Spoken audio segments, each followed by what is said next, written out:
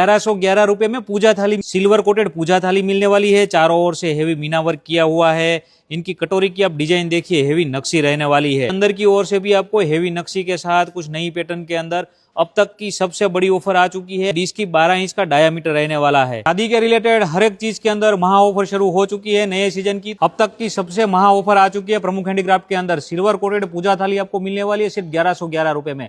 अगर आप हमें ऑनलाइन ऑर्डर करना चाहते हैं तो वर्किंग टाइम में वीडियो कॉल भी कर सकते हैं। हमारी वेबसाइट की लिंक इंस्टाग्राम बायो में दी हुई है।